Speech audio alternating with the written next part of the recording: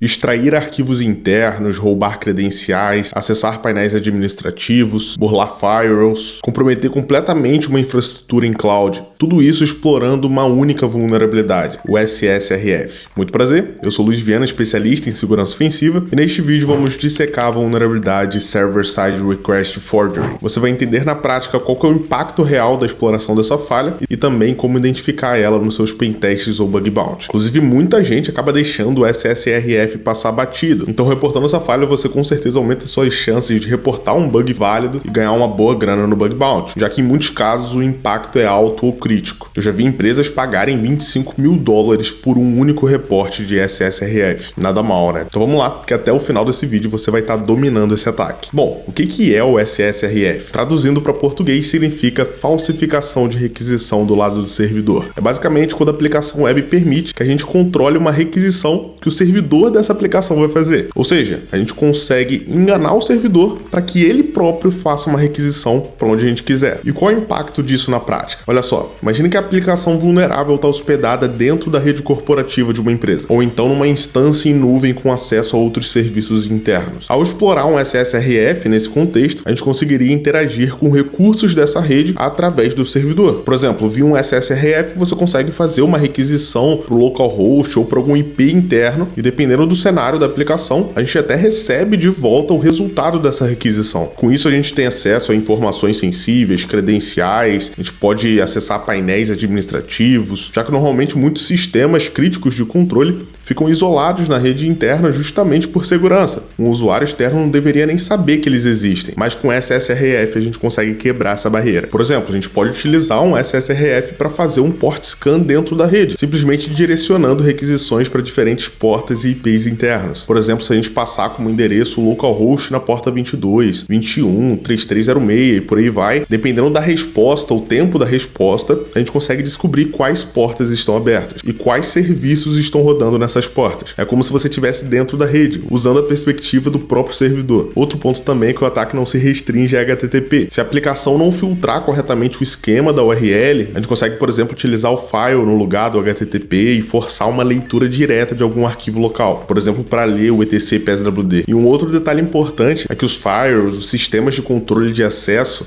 normalmente eles confiam no tráfego interno, no tráfego que vem da própria rede. Ou seja, para o firewall, se é o próprio servidor fazendo requisições para a rede interna, isso vai ser permitido. Então, explorando o SSRF, a gente consegue também contornar várias restrições de acesso. Às vezes, um único serviço exposto por um SSRF já é o suficiente para causar um estrago. A superfície de ataque se expande muito. O que era para ser só um campo, um parâmetro de URL inofensivo, vira uma ponte para todo o ambiente interno. E aqui vem um cenário extremamente crítico e até bem comum de exploração SSRF, que acontece quando a aplicação é hospedada em cloud, AWS, Azure, GCP. Esses ambientes costumam disponibilizar um endpoint de metadados acessível somente dentro da instância, contendo informações sobre a máquina virtual, credenciais temporárias. Por exemplo, na AWS existe o endereço 169.254.169.254. É a API de metadados que fornece informações sobre a instância EC2 e, em muitos casos, inclui credenciais. Então, numa aplicação vulnerável, a gente consegue simplesmente mandar o servidor requisitar a API de metadados da AWS e extrair uma penca de informação sensível da infraestrutura. Listar buckets,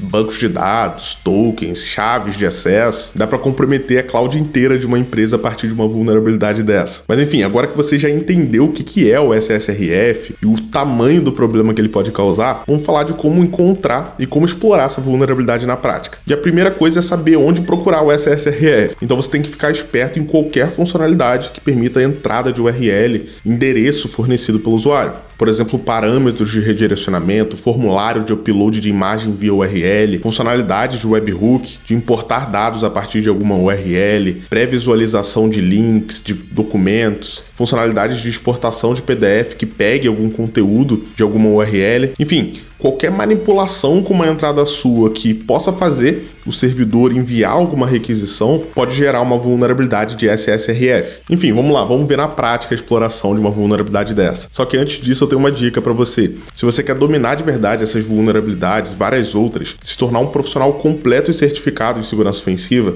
na SolidOne você tem tudo que você precisa. Com uma única assinatura você tem acesso a dezenas dezenas de cursos, laboratórios práticos, suporte, campeonatos internos valendo até R$30 mil por ano, certificações práticas reconhecidas, enfim, tudo que você precisa para realmente se tornar um profissional. Eu vou deixar um link no comentário fixado. Beleza, eu abri aqui um dos laboratórios da Portswigger. Eles têm vários laboratórios aqui para diversas vulnerabilidades. Eu vou abrir aqui um laboratório simples de SSRF. Nesse laboratório aqui, a gente tem um objetivo para resolver o lab. Olha só, a gente precisa mudar a URL de verificação do estoque e acessar o painel administrativo e depois deletar o usuário Carlos. Beleza, então vamos ver como que a gente vai fazer isso através de um SSRF. Vou clicar aqui para acessar o laboratório. Você precisa fazer o login e tal para acessar esse ambiente e fechou. Esse aqui é o laboratório. Olha só, uma lojinha aqui, a gente consegue ver os detalhes. E aqui embaixo tem uma funcionalidade de verificação de estoque. Olha só, justamente aqui que a gente precisa mexer. Eu vou abrir aqui a aba Network e vou clicar aqui em Check Stock para ver o que ele faz. Então aqui na requisição, olha só, ele envia um endereço, né, um endpoint ali para fazer essa verificação na API e na resposta ele retorna a quantidade de itens referente àquele produto. Legal, então a gente já tem um cenário onde a aplicação está manipulando uma URL. A gente poderia alterar isso aqui para chegar em algum serviço interno, na API de metadados, ou para fazer um reconhecimento interno via esse parâmetro. Mas primeiro a gente precisa verificar se a gente consegue forçar uma requisição aqui diferente da que ele está passando. Pode ter algum filtro, alguma validação. Então vamos testar isso aqui. Eu vou abrir o Burp Suite, beleza, Start Burp. Vou abrir aqui o proxy do Burp. Fechou? E vou acessar essa aplicação por lá. Beleza? Acessei aqui, vou clicar aqui em Check Stock e vou aqui no HTTP History para ver a requisição que ele fez e vou enviar isso aqui para o repeater para eu conseguir manipular e entender como que está funcionando aqui essa request. Então, o primeiro teste que a gente vai fazer é simplesmente alterar essa URL. A gente pode testar com uma URL externa primeiro, por exemplo, o Google. Vou colocar aqui google.com. Vamos enviar essa requisição. Olha só, eu fiz a request e aqui internamente deu um erro. Olha só, ele falou que não conseguiu se conectar ao serviço externo de verificação de estoque. Beleza, deixa eu tentar tirar aqui o S, às vezes ele teve algum problema com o HTTPS. Então beleza, ele continua dando o erro aqui, mas pode ser que ele esteja fazendo a requisição, só não esteja retornando aqui para a gente o resultado dessa request. E isso pode acontecer também. O SSRF tem duas variações, o SSRF normal e o blind, ou seja, quando a gente não consegue receber o retorno da requisição que a gente está forjando. E nesses casos, onde a gente não consegue receber essa resposta, a gente precisa fazer uma request para um host onde a gente tem controle para saber se essa requisição chega ou não. Daí você poderia abrir o Netcat, usar o Burp Collaborator, se você tiver o Burp Pro. No caso aqui eu estou rodando o Community, então não tem. Então uma forma de fazer isso é utilizando uma ferramenta chamada Interact SH, que é basicamente um Burp Collaborator. Ele vai ficar ali esperando requisições e vai mostrar na tela todas as informações de requests que ele receber. Então, vou copiar aqui a URL, vou colocar aqui no repeater, para ele fazer uma requisição, enviar. Olha só, ele deu o erro aqui que não conseguiu conectar, mas vamos dar uma olhada lá para ver se chegou alguma coisa. Olha só, nesse caso aqui ele não recebeu uma requisição, ou seja, possivelmente existe uma validação ou até um bloqueio de rota para não permitir que esse servidor consiga fazer uma requisição externa. Mas beleza, o nosso foco aqui é acessar o painel administrativo e excluir a conta do usuário Carlos. Então, obviamente, esse painel administrativo deve estar dentro dessa própria aplicação e a gente pode tentar acessar ela pelo localhost. Assim, a gente pode, por exemplo, fazer algum bypass de restrição de acesso. Por exemplo, aqui pela aplicação, se eu tentar acessar a barra admin, olha só, a interface administrativa ela só fica disponível quando eu estou logado como administrador ou então quando eu faço uma requisição do loopback, ou seja, do próprio servidor. Então, vamos fazer isso aqui. Vou colocar aqui localhost /admin e vou enviar essa request. E olha só, aqui na resposta a gente já tem o HTML referente a essa página. Inclusive eu poderia renderizar essa página aqui, colocar aqui para enviar para o browser. Olha só, request in browser, in current browser session. Olha só, eu acabei de acessar o painel administrativo. E a partir daqui eu conseguiria, por exemplo, deletar um dos usuários. Vamos fazer esse teste. Olha só, clicando em delete não funcionou. Por quê? Eu ainda preciso fazer essa request a partir do localhost. Então, vamos lá. Pelo HTML aqui, ele basicamente só está fazendo um get no /admin, delete e passando o username. Então, vamos só copiar aqui esse caminho, colar aqui e enviar a requisição.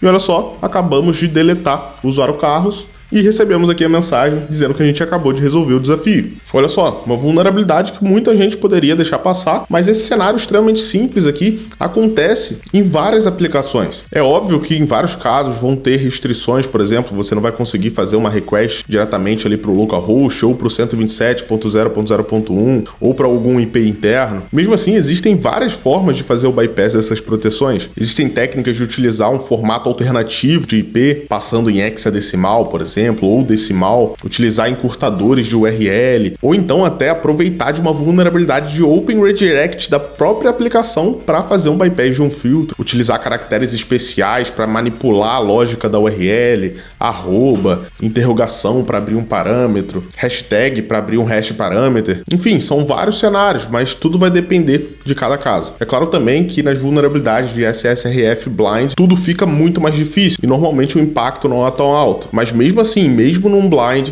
é possível chegar no impacto crítico. Apesar do ataque de SSRF não ser tão popular ou glamouroso quanto um ataque de SQL Injection ou RCE, ele pode também levar a impactos igualmente devastadores ou até bem piores.